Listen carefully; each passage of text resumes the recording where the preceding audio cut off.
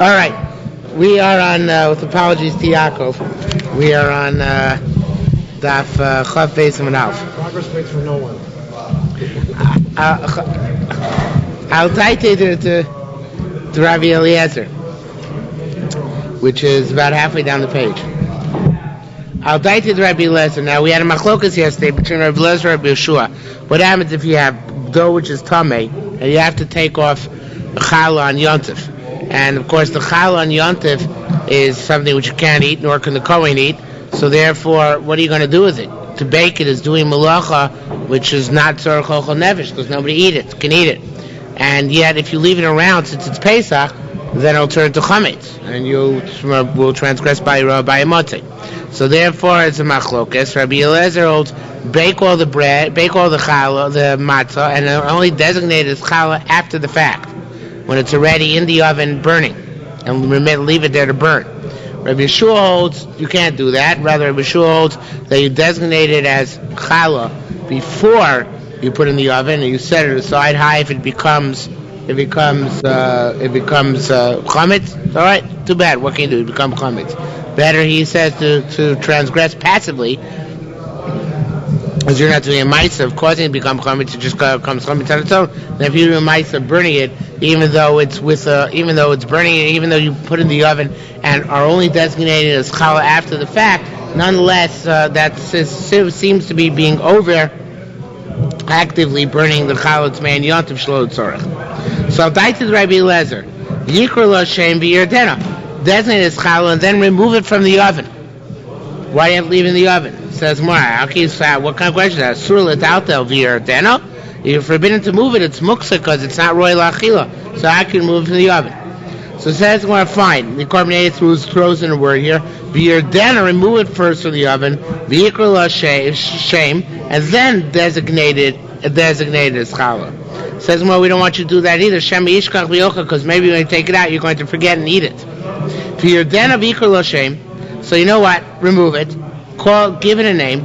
V'yolichimo acheres, and carry it together with another one. So because you muktzah, you can carry it together with something which is not muktzah. L'keren tzavis, to a corner. Ka'id tzninan, like that which it says, tamon over there. Metalti truma torah matmeah. You can carry truma tahora with the tmeah. In other words, even tmeah, though tmeah is also to carry, you can carry it together with the Torah, piggybacks, or in machulin, piggyback in the chulin. Do the same thing here. It says more of a low dami. It's not comparable. Tama tmeah l'torach Torah. There you're carrying the tamei truma for the purpose of the Torah truma. That's okay. However, here, because obviously they're together in some way, shape, or form, I don't know exactly how. Bramacha chulin torach tmeah. Here it's the exact opposite. There you're carrying the tmeah for the purpose of the Torah, and that's okay. But here you're carrying the Torah for the purpose of the tmeah. That's not okay. You're not allowed to carry the Torah for the purpose of the tmeah. There are rare exceptions to that, of course. There's like where you have a mace and you put a piece of bread on the mace in order to carry them. So there's a matir because it's special tzorach. But normally you're only matir where the ikar is the tahor thing, the thing you're allowed to carry, and the tafel is the tamei thing, the thing you're not allowed to carry. And here the opposite would be the case.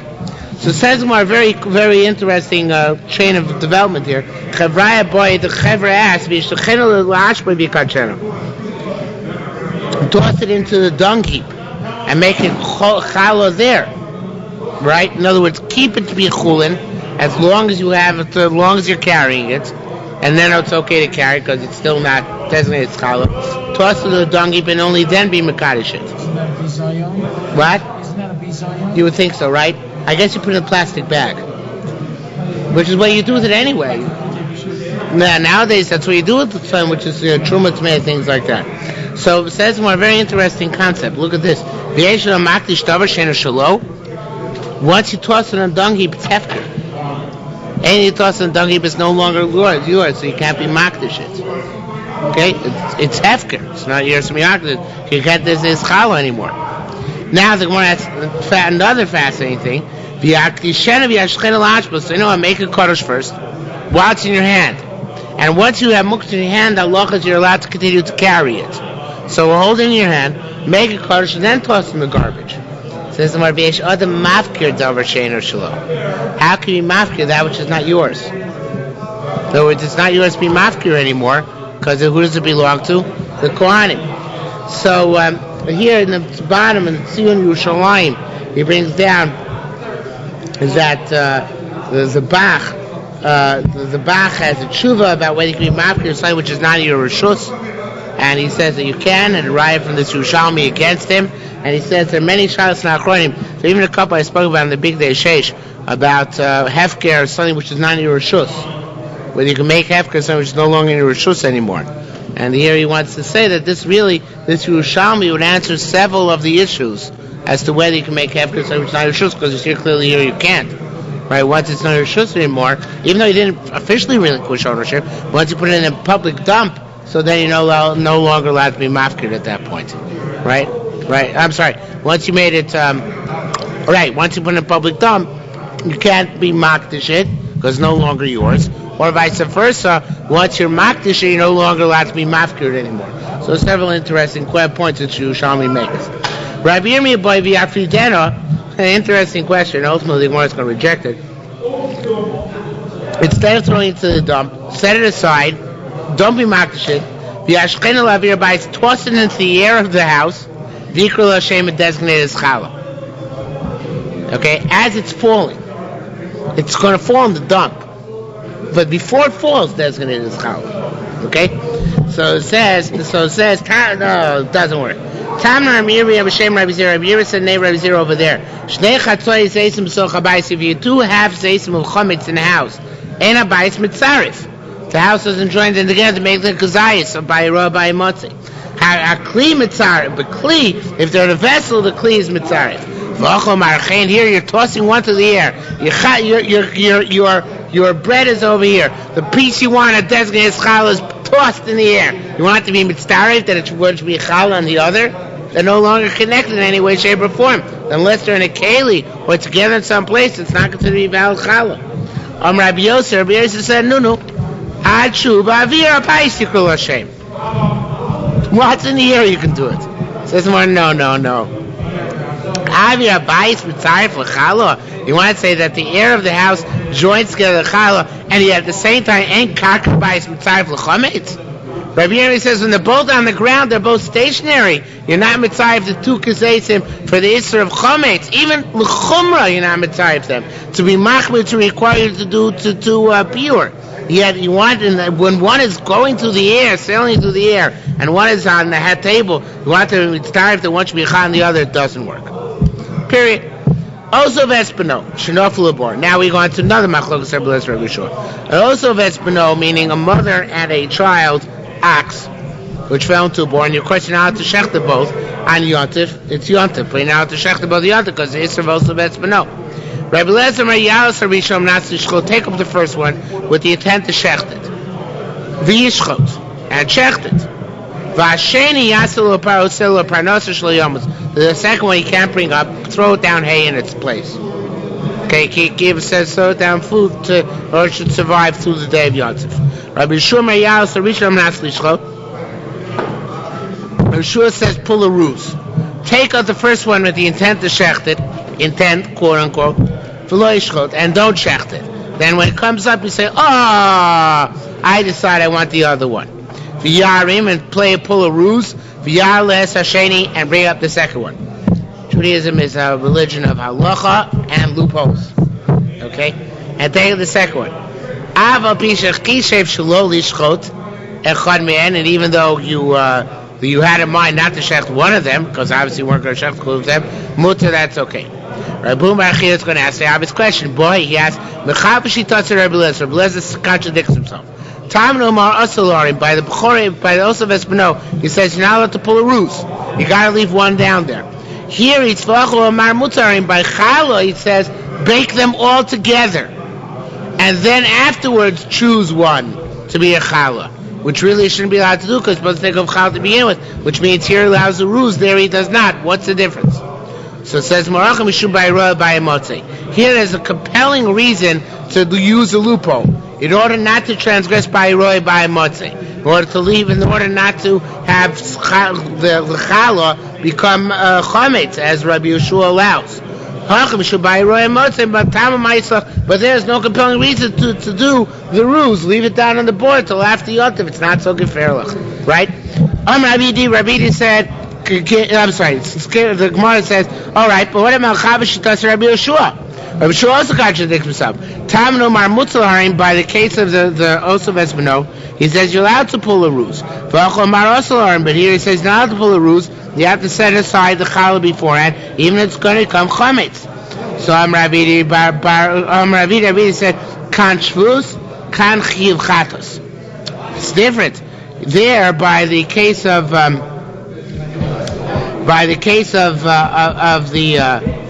Osov Esbeno, pulling them out of the bore is only nisad d'Rabbanan. There's no nisad d'Oraisa pulling the animal out of the bore, right? What's nisad d'Rabbanan? Muktzah. No, it's not mechamer. Mechamer is where you have an animal carry a load for you. Here you're moving an animal, which is muktzah, right? Carrying an animal, lifting it up.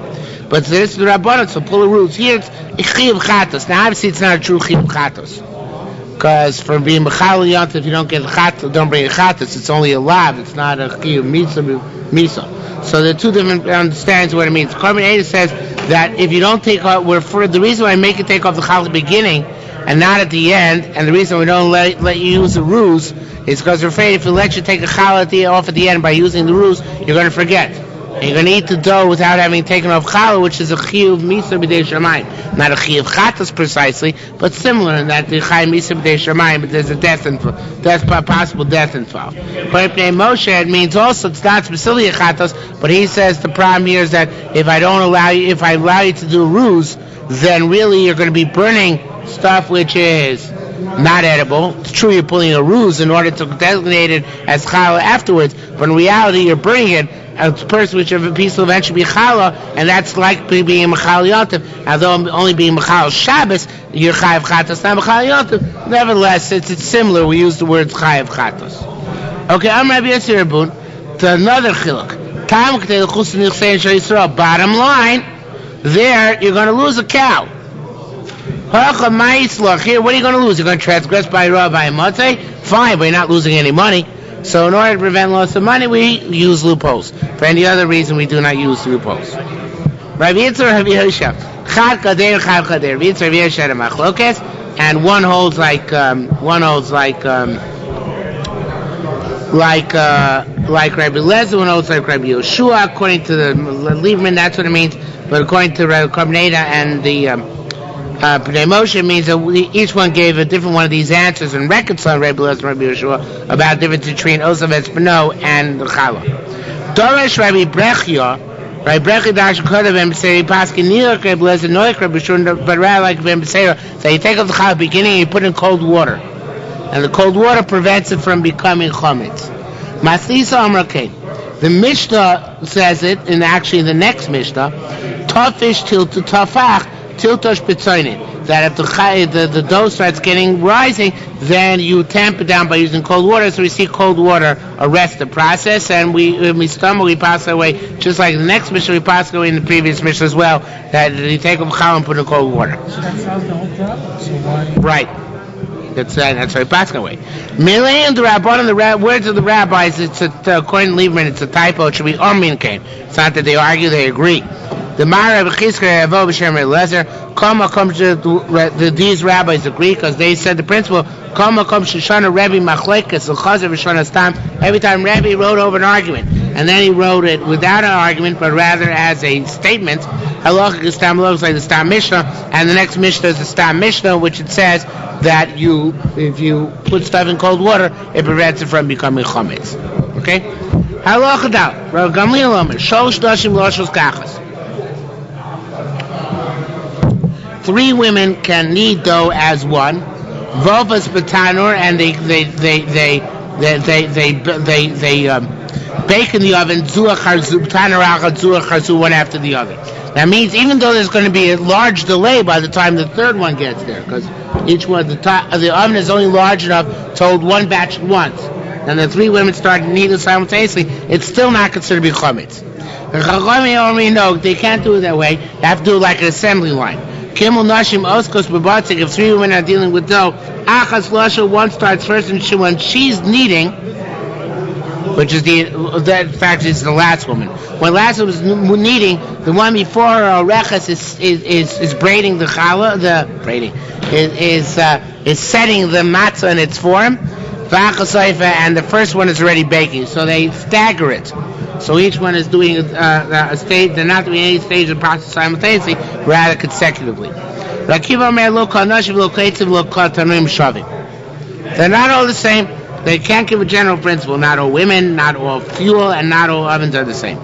Now,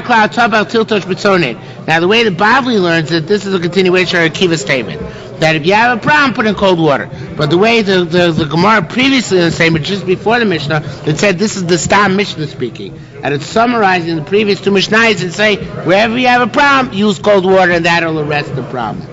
Okay? Tani, we learned. Harishoina Kadeshia Haseka. Now, this is going around Gamliel. And it's saying, around Gamliel, that according to Gamliel, the first woman, her matzah just tarries the amount of time it takes to light an oven. Because when she finishes kneading and setting her matzah, it takes a moment to light the oven, and then you put the stuff, a few moments to light the oven, and then you put it in. So that's as long as her dough is waiting, very minimal amount. The second woman, she has to wait with her dough for 2 lightings of the oven, one for the first woman and one for her, and the baking in the middle, which is the first woman is baking her bread, right? So she's waiting longer. Well, that's part of Hesek. She said the third woman, she has to wait Kedei Shlosha Hesekin, the amount of time which it takes to make 3 heatings up, Ushtei Afiyos, and 2 bakings. Imasas Kikar Rishon Achron, if the woman who made the first loaf then goes and turns around to make a last loaf, in other words, we start the cycle of first, she starts again. Then Kedei Shlosha Hesekin, by the time she gets to the oven, she had waited 3. Amount of time it takes for 3 firings up, and the amount of time it takes for 3 bakings. Okay? This is rather obvious. Why? I don't know why he tells us this. Tani, now we're going to Rabbona.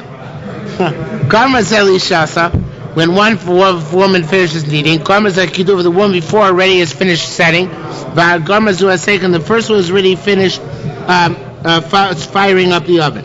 So Rishoina, the first one only rates the amount of time it takes to fire up. The second woman rates the amount of time it takes to fire up for her time, right? Not for her friend's time, because while her friend was firing up the oven, the first woman, she was still working with the dough. So she waits for her firing up time, and the amount of time it took for her friend to bake. Bachlish is the third woman, the amount of time it takes for 2 firing ups and 1 baking. I know you're taking this on faith, right? Yeah. And if the first woman turns around and does it again, it takes the amount of time to do 2 firings up and 2 bakings. Fired up the oven the first time before the first time. You have to refuel it each time. Oh, it will die down by then. Wouldn't be hot enough, I guess. It seems like they have made them very hot for a very short amount of time. That's what it seems. Ram Gamliel, now the Mashpiach says this is really just a quote from our Mishnah, and really should be the beginning of the sugya. It's out of order, right? Ram Gamliel, Shlosh Nashim Lushes Kachas, Oifet Tanner Echad, Achad Echad Zuach Harzu, Choyim Shlosh Noshim Noshim Kosovote Kachad, Achad Losha, Vachos Arechos, Vachos Sofa. It's just a quote from the Mishnah. Itani Rabbi Yeshua Acheres Bo V'Losha Tachten. Rabbi Yeshua adds on, in case you didn't realize it, you can go round robin. It goes in a circle, right? Either a fourth woman or the same woman can go back and start again as the cycle proceeds over and over again, according, of course, to Rabbanan that it's staggered, so you continuously go in cycles. Istani Tani. Now the question is, how much grain can you deal with at once and still not be afraid of chametz? Istani Tani. There's certain ones who said that the chitin in wheat it's shlosha kabin, 3 measures. It was soaring up to arba kabin, 4 measures at once. Istani Tani. Some another price which says the chitin arbas kabin in wheat it's 4 measures. It was soaring shlosha's kabin, and with barley 3 measures. Now it's not a machlokas, and there's no difference between chitim and sorim. No, those are not the variables. The variables are really how good the grain is. Manamar b'chitim shloshes kabin. He will say that by a chitim you can only do 3 kab, where they're soft and ripe. It doesn't mean they have oils, but rather they are fatty, right? So therefore, they ferment very quickly. B'sorim b'arba kab, in the same time, barley, if you do 4 measures, not that this barley, we're talking about not barley per se, but rather b'shem b'hem shanu is dry barley. So it only becomes chametz much slower because it's very tough. By wheat you can do 4 chitim. Again, the variable is not the wheat or the barley, but rather dinu chation, and it's talking about where they are soft. Chotei means they miss the mark. They're bad, poor grade. So therefore they don't ferment as quickly. The sorin shloshes kabin. Sorin that they only do 3 kab is inon retishin. They are strong. And strong here means that they can produce good fermented dough. So therefore you can only do less. So again, whether you can do 3 or 4 has nothing to do with, even though it seems apparent that has to do with barley or wheat issue, it really isn't. It has to do with how good the grain is, and the better the grain, the more likely it is to become chametz, so the less of it you can use at once when you're kneading your dough. Shiur Yisarei. Whatever shiur is, it's an early stage in the chametz process and has to be burnt. But if you eat at that stage, it's an early stage. It's not chimutza borer, as we've said several times in Yerushalmi. So therefore, potter, you don't get kares. Siduk, if it already has cracks, it's a rafe, then you burn it. If you do eat, you get kares. Vezu seer, what is shiur? Right, that early stage. When you see lines like grasshopper antennae. Siduk is shnisar v'stokim zebzets, when the cracks run into each other. David Rabbi Yehuda. The Chomer say whenever, even if you just have antennae like cracks in it, zebzet b'sa'achol chayav koris. These are all koris to one level. Ezu seer, what seer which it's not koris? Koshich sifu pana. Anytime it has a sheen to its face, right? It's very shiny. Ka'adam sha'am dusaros, like a person who's fearful. Person whose hair stands on end, meaning is fearful. When it gets fearful, his face gets white, pale. So when the dough gets pale, that means it's rising. It's becoming more leavened. So that's what he considers shiur. Whatever shiur is, according to whatever Tana, whether it's like Rabbi Yehuda, when it's like grasshopper antennae, or like Rabbanim when it's pale. Rabbanim b'shem Rab said, "Mutar achilu kava," you can feed it to your dog. It's not osir b'anoah, just like you don't get koris for it. It's not osir b'anoah. The reason why we're so machmir by cracks is because anytime you have a crack on top, is she'ein tachtov kam sokin, there must be many cracks underneath. Okay. When the 14th day, this is a very easy Gemara tonight, right? Arba'asar shchalios b'Shabbos. No, Arba'asar doesn't get. There's actually some I got it to you tonight. Arba'asar shchalios b'Shabbos. When the 14th day, this comes out on Shabbos. B'varetz kol ifnei Shabbos, you eradicate everything before Shabbos begins. They write Meir. No, you do it the next day. Of course, you don't have to burn it, so of course you can do it the next day on Shabbos. Rabbi Lezer Tzolkomer, it depends. Truman lifnei Shabbos, because Truman you're not going to find Kohanim teeth on Shabbos. There are very few hard to find Kohanim, so just destroy it before Shabbos. The Chulin, where you might find people teeth the next day, Bismani, you can leave it over the next day on Shabbos and flush it down the toilet. Asked Rabbi Meir, Rabbi Lezer, Rabbi Meir will take Rabbi Lezer for Reba in Rabbi Lezer, and it's great in Rabbi Lezer. Rabbi Lezer Meshlo Yovel Day by Ra by Motzei. Rabbi Lezer very sensitive that you shouldn't come to by Ra by Motzei. That's why he said the challah you designate after you bake it, in order not to come to by Ra by Motzei, because at that time it has no chance of becoming chametz. And here he's saying, so Rabbi Meir is saying the more shlo yovel is savik by Ra by Motzei. In other words, that's on Pesach. They shouldn't go to by Ra by Motzei by leaving the challah around. Rabbi Meir even before Pesach is machmir and makes you eradicate all the potential chametz before you Daled Nisan. When you Daled Nisan comes on Shabbos on your Gimel already. Ask Rabbanon, who say Rabbanon hold you can wait till the next day. It's like Rabbi Yeshua, who's not chodesh, even Rabbi Yeshua, even more than Rabbi Yeshua. So Rabbi Yeshua mer ain't service of kachim b'yontif. Rabbi Yeshua says you don't burn kachim on yontif, meaning you don't burn the challah on yontif, and therefore you wait around and take the chance to let it become chametz, right? Right, and here Rabbanan here mean I feel b'cholei service of kachim, even though there's no problem, right? A burn it before Shabbos begins, right there. Rabbi Yeshua says you can't burn on Shabbos, on yontif, excuse me. Can't burn on yontif because you can't burn kachim on yontif, right?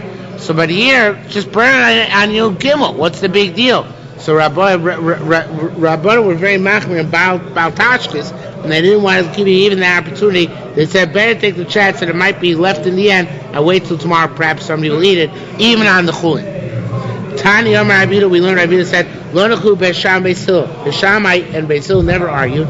Al Truma Torah, that when Truma's Tor, She'asur L'Sarfi, now to burn it. Al Truma Tmei, when Truma's Tamei, She'mut L'Sarfi, you're allowed to burn it. Allowed to burn it here means on the 13th day before Shabbos begins. Amanech L'Chu, what's the what they argue about? Al Atluya, on Safek, Tumor by Truma. Shebeshamrim ain't serving. Beshamrim says you may not burn it. Leave it till tomorrow. Flush it down the toilet. Beisil Matir and Beisil says you surfing or when surfing. They say the burn on you to gimel. Or Meishai Beisil. Meishai said Beisil Geval Gezak. They said a klum atemoyim b'toyra shloti sarev. Why do you say that when it's Torah you shouldn't burn it? Elishani Omer. Why not? Because they say Shema Kohen Echad Sheba B'Sochat Chum. Maybe there'll be a Kohen who comes into the Chum tomorrow on Shabbos. V'Uba V'Ochel B'Shabbos will come and eat the Truma. So on the Savi, maybe somebody will come and eat it. Don't burn it till tomorrow. Wait till tomorrow to destroy it. If that's the case, Afluya Loti Sorev. Do not burn the Truma Teluya as well. Shani Yomer, because I say Shem Elio Shavas Bahar Carmel. Maybe Elio is up by Har Carmel. You just haven't seen him yet. But he's waiting until he's going to come tomorrow. He'll come tomorrow. Wait, he's coming for the Geula. The Geula, Elio is a Litvak. When he comes, he tells us which Truma is Tomei, which Truma is Tomei. Amrulem Beisil said, Muftachim anu, we have a promise. Shein Elio bo lo b'Shabbos lo b'Yom Tovim. Doesn't come on Shabbos and Yom Tov. It's interesting though, but not because of Tchum. In the Bible, it said only according to Mandam it has to do with coming Chutz Tchum. But even though he's in the Tchum here, right? Because he's in Har Carmel. The Chutz Tchum would be where it's above 10 Tfachim, he has to come down. But here he's down already. Yeah, but it's on the ground. That's his point. It's on the ground. Nonetheless, even though it's on the ground, so he still can't come on Shabbos because we have Avtach. Okay. What?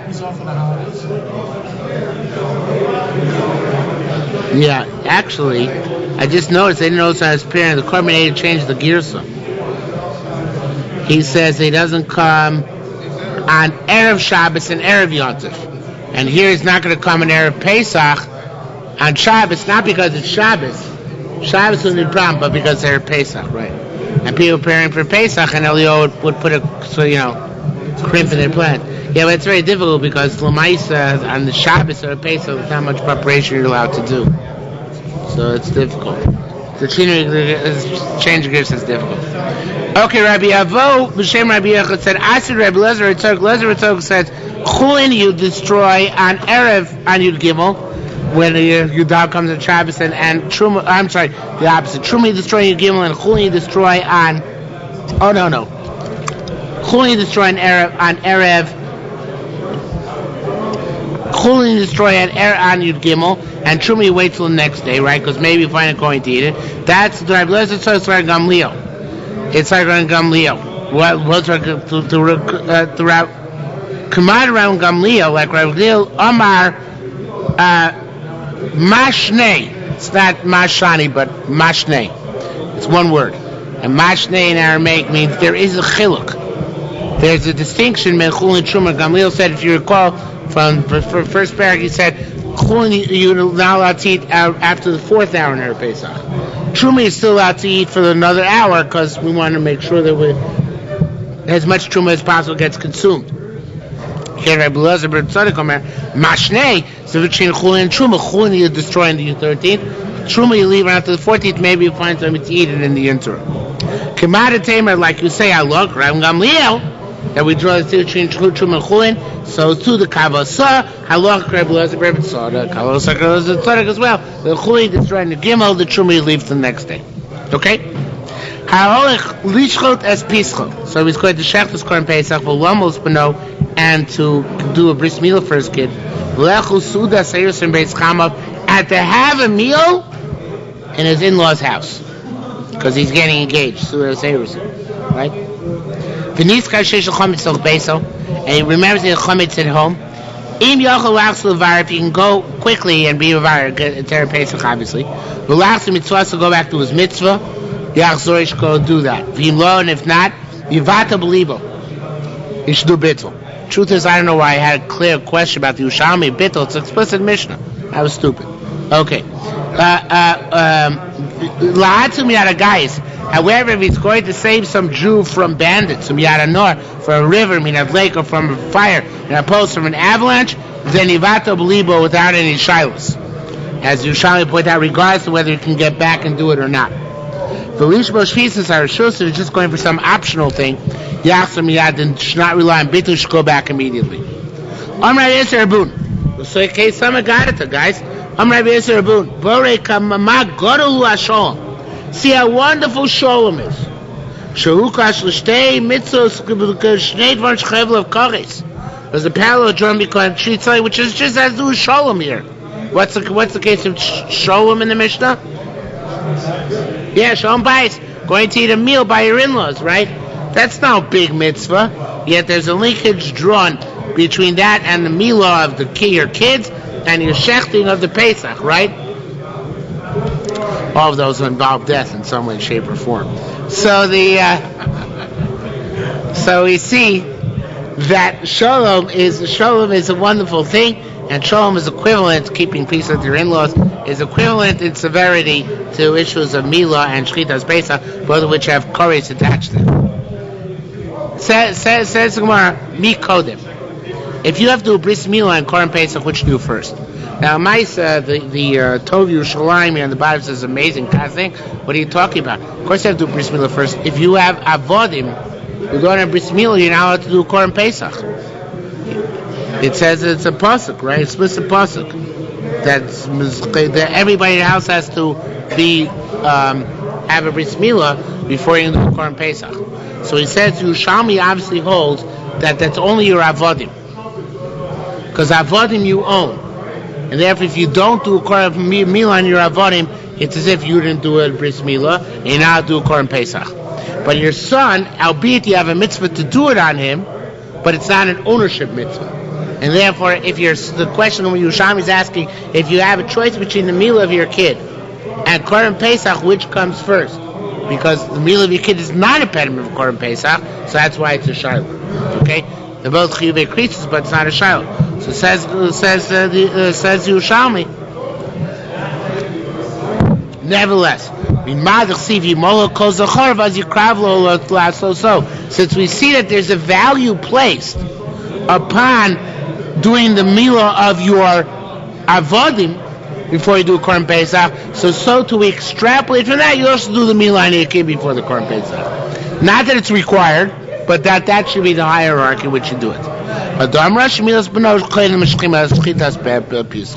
Okay. Now here, we're going back to where the Mishnah says that if you're going to save from a bandit, then you're mevatel belibo, and that the Yerushalmi comments, afilu yochol lachzor levar.